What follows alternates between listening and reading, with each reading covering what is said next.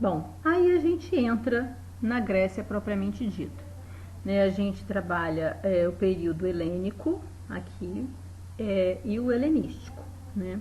Então a gente chega dentro da Grécia, a gente vê aqui de 1000 até 323 antes de Cristo. A gente vê na Idade das Trevas, assim é chamado esse período justamente porque é um período de supressão, alguma erupção vulcânica, algum processo que aconteceu aí, não há identificação de produção artística durante 300 anos, né? Aí vem o arcaico e o clássico, né? Onde a gente vai entender quais são as produções. Aqui a gente vê a Acrópole de Atenas, né? Essa parte mais antiga da cidade. Bom, aqui na direita, na parte superior, só o mapa para a gente se localizar também. A gente vê as Ilhas Cíclades e já chegando, né, em Atenas, dentro da própria Grécia. Embaixo, um teatro simbolizando a arte mais pura que aconteceu dentro da Grécia.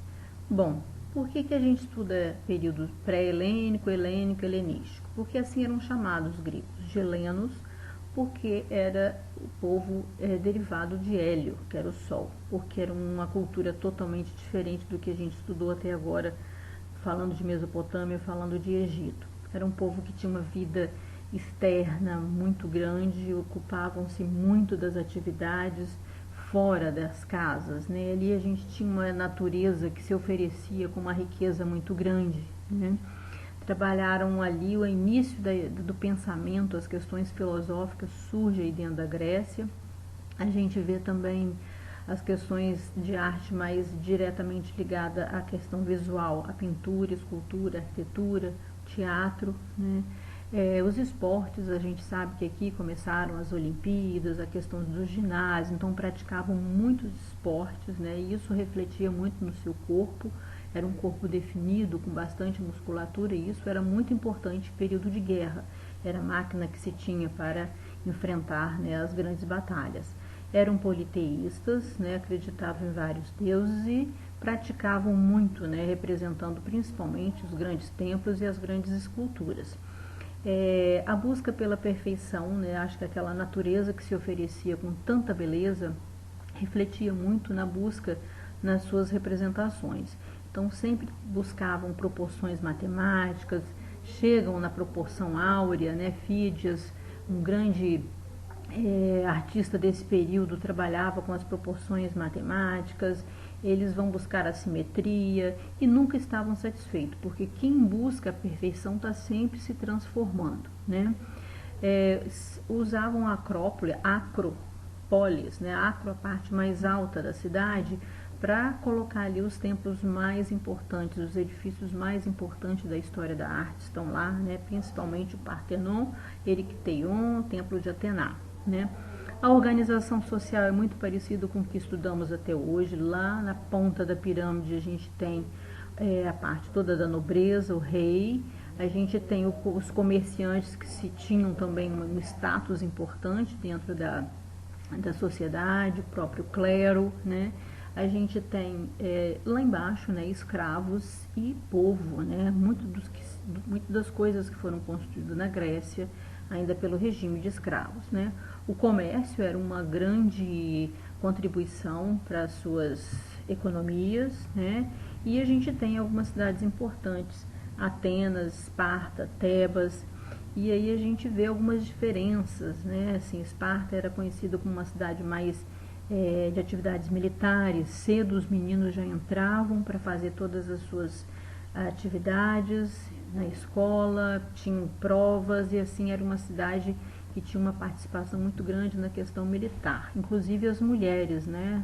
Assim que os homens precisavam estar com essas atividades, elas também incorporaram, tinham uma vida muito mais ativa, diferente de Atenas, que a gente tem até aquele poeta que fala, né? Mirem-se no exemplo das mulheres de Atenas que esperavam sempre seus maridos dentro das suas casas. Então a gente tem um pouquinho disso tudo para falar sobre a produção artística desse grupo.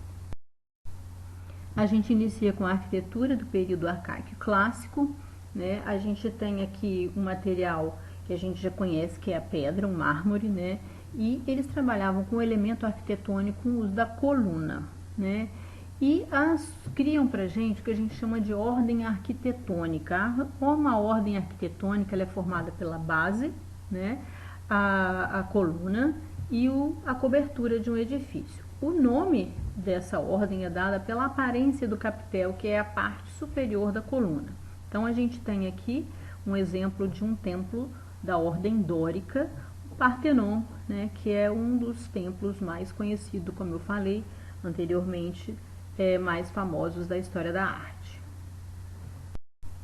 Nesse slide, no Templo de Hera, um pouco mais próximo, para a gente ver a aparência desse capitel dórico, né? Ele tem um elemento quadrado em cima, tipo uma almofada, e um mais arredondado, e depois vem o corpo da coluna, todo em caneluras, esses elementos que a gente vê trabalhado essa textura.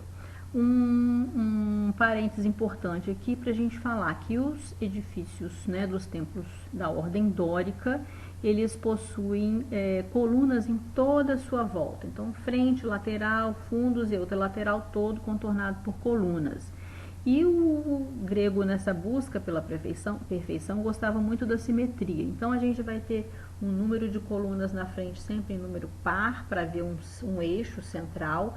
E na lateral, ele achava que dava uma proporção visual mais interessante, era o dobro mais um. Então, o Partenon que a gente tem, por exemplo, 8 colunas na frente, na lateral vai ter 17, que é o dobro, né, de 8 mais uma.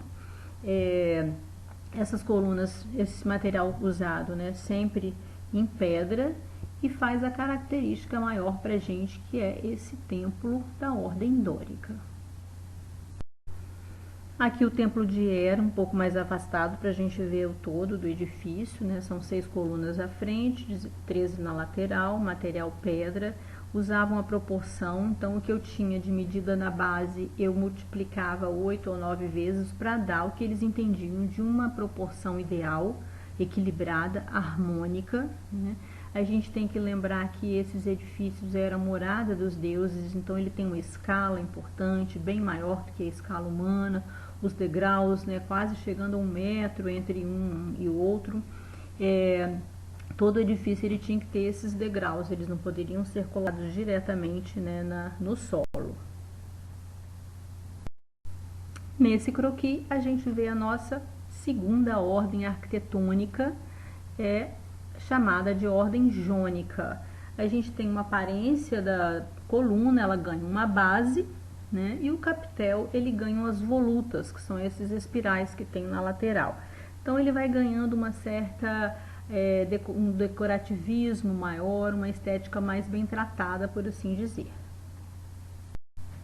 O templo de Atena Nike, ou Nike, como é conhecido, ou a deusa da vitória, né, é um grande exemplo dentro da Acrópolis de Atenas, de um edifício da ordem jônica. Diferente dos edifícios da ordem dórica, o edifício da ordem jônica ele tem colunas à frente, colunas atrás e paredes das laterais. E assim ele tem também um número par de colunas na frente e atrás, feitas em pedras da mesma forma. Outro exemplo de edifício da ordem jônica é o Ericteion, também na Acrópole de Atenas, com as colunas, capitéis com volutas, como a gente falou que é a característica de um capitel jônico. O Ericteion, ele traz uma particularidade. Ele tem na sua lateral um avarandado com colunas chamadas de cariátides. Cária significa escravos, então são colunas com formas de mulher, escravas, que estão oferecendo o templo para o grande Deus. Elas estão levando, ofertando. Essa cariátide, ela não é classificada como uma ordem arquitetônica, mas ela está lá presente porque ali nessa lateral havia um pé de oliveira e uma fonte de água salgada. E aí eles fizeram essa diferenciação. Mas o Ericteion, ele é classificado para de um edifício da ordem jônica. Chegamos aqui ainda no período arcaico e clássico, na Grécia, de uma arquitetura muito diferente de tudo que a gente já estudou até hoje, que são os teatros gregos. O grego percebeu a acústica proporcionada pelas encostas das colinas e ali resolveram edificar os seus teatros, né? O teatro grego, que fazia a representação do que a gente tem até hoje, né, das tragédias, das comédias, espetáculos que duravam um dia inteiro, por vezes até 2 dias, né? As pessoas se deslocavam, vinham de longe para assistir todos esses espetáculos, que por vezes ele promovia o que há de mais importante, né, dentro do teatro, que é o que eles chamam de paideia. É a gente sair, né, do estado de não pensar, né, do estado mais animal, e colocar o pensamento no seu funcionamento. E aí a gente vê que eles convocavam as plateias para pensar junto com eles em situações criadas dentro das suas peças. Todos tinham acesso. É lógico que havia as tribunas mais importantes para os reis, para o clero, para os comerciantes, né? Havia lugares de destaque, mas não era impedido, né, que todos fizessem parte e assistissem esses espetáculos. A gente vê que a possibilidade de receber 20, 30 mil pessoas mostrava, né, a condição de todos poderem participar desse grande evento que eram as apresentações do teatro grego. Ele era dividido, né, com a parte onde ficava a orquestra e o coro, a parte do palco e a arquibancada, que trazia, né, as inclinações, proporcionando assim uma acústica perfeita. Como a gente viu no slide lá em cima, no slide anterior, a gente percebeu que a gente chega lá no fim do período helenístico, a gente recebe uma ordem nova.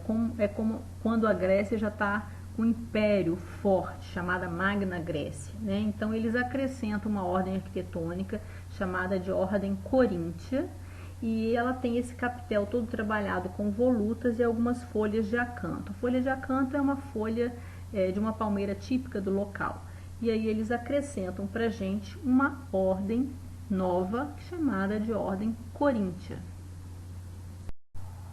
Temos aqui o Templo de Zeus Olímpico com os capitéis, né, dentro da Ordem Coríntia. Na verdade, são ruínas, né? O templo está registrado de uma forma dentro de um documento, porém sabe-se que ele tinha essa aparência, né, essa base retangular e esses capitéis com as folhas de acanto e as volutas. Aqui então a gente percebe a transformação dos capitéis da ordem dórica, ordem jônica e ordem coríntia. A gente tem uma ideia de que a ordem jônica, né, ele estreita um pouco o diâmetro do capitel, mas é porque eles vão se alongando, eles vão mudando de referência, né? Então ele usava a base 8 vezes lá no dórico, aqui ele já vai passar a ter 11 vezes. Como a gente falou, como ele busca a perfeição, ele está sempre buscando, transformando para chegar dentro do ideal de beleza.